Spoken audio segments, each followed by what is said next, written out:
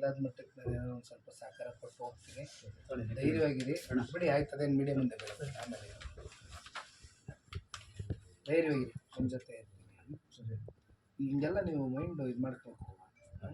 ನೋಡಿ ಇಷ್ಟು ಚೆನ್ನಾಗಿದೆ ಪಾಪು. ಬಂದ ತಕ್ಷಣನೇ ಅವನು ಆ ರೀತಿ ಮಾಡ್ಕೊಂಡು ನೈಟು ತೋಟ ಬೇರೆ ಹೊಂಟೋಗಿದ್ದಾರೆ.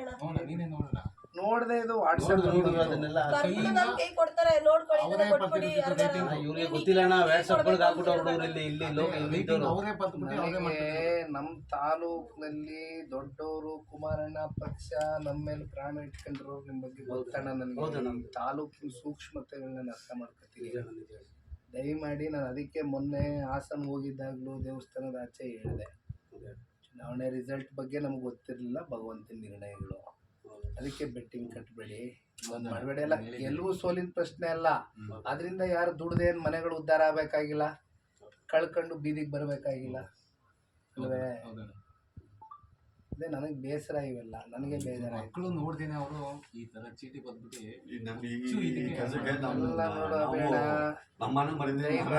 ನಾನು ಮತ್ತೆ ಫ್ರೀಯಾಗಿ ಬರ್ತೀನಿ, ನೀನೇ ಬರುವಂತೆ ಭೇಟಿ ಮಾಡ್ತೀನಿ.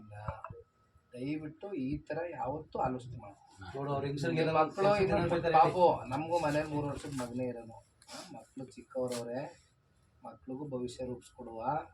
ನಿಮಗೂ ಬೇರೆ ಎಲ್ಲ ಕೆಲಸ ಮಾಡಿಸ್ಕೊಡ್ತೀನಿ. ನೆನ್ನೆನು ಬೆಳಗ್ಗೆನೂ ಅಣ್ಣನ ಹತ್ರ ಮಾತಾಡಿದ್ದೀನಿ. ಉದ್ಯೋಗ ಮಾಡಬೇಕು ಅಂತ ನಾನೇನು ಅನ್ಕೊಂಡಿದ್ದೀನಿ. ನಾನು MLA ಇಲ್ಲದೆ ಇರ್ಬೋದು, ಇದು ಸವಾಲು.